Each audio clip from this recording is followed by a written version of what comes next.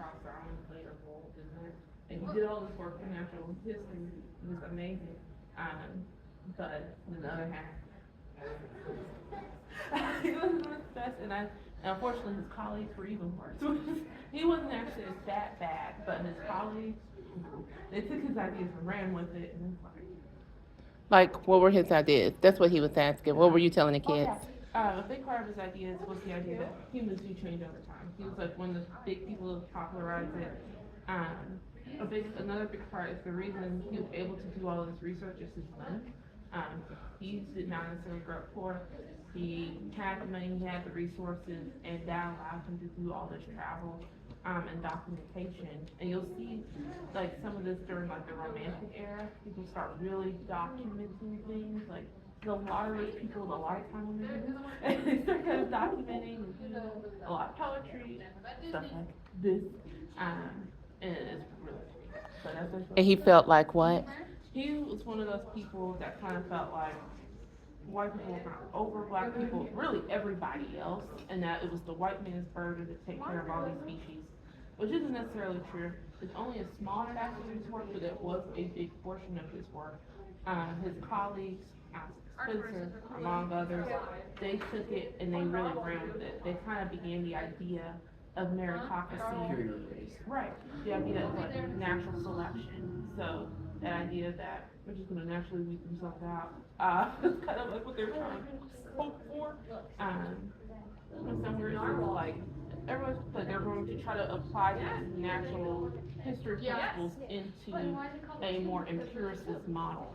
And it's like I actually wanted to add to that. So, like the different types of early humans, Homo sapiens, Neanderthals, and the Denisovans. So basically, in like the early 1950s, people would believe that white man, pure Homo sapien. Homo sapien is obviously what humans are today. They are dominant over all the other types of humans, and they believe that the other races, like African Americans, Asians, they had more Neanderthal blood in them.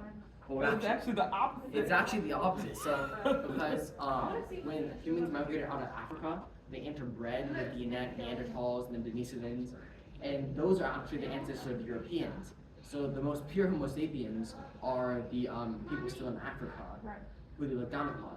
So then all of a sudden research started coming out about how Neanderthals were also, even maybe smarter than Homo sapiens, but how they were solitary. So that's why they were wiped out by the Homo sapiens. Because Homo sapiens developed language, they developed the society, religion. Right, the Bronze Age, the Iron, but those are a big part. And it's so funny because they're always like, it's more Neanderthal. And the irony is that one of the oldest Neanderthals they have found was in Britain.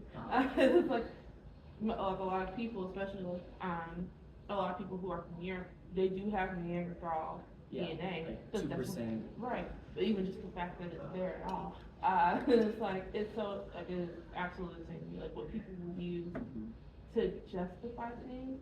And, like, I even just think about, like, in terms of, like, Darwin, China's, like, one of the first societies that truly employed meritocracy, and the idea that if you work hard, if you study enough, you can take these exams and be promoted based on what you actually know. And then Napoleon ends up becoming the second, in terms of making it popular. Yeah, because Napoleon was also looked down upon by the nobles. He was oppressed by the nobles. Because he was like, he was really good and he did all these campaigns, but he didn't get promoted because no noble bro who else to do it.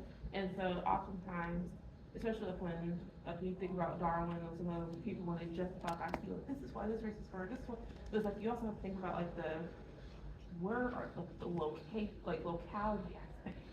Where are they actually located? Y'all can look around. And it's like, what type of conditions are they in terms of natural selection according to elections?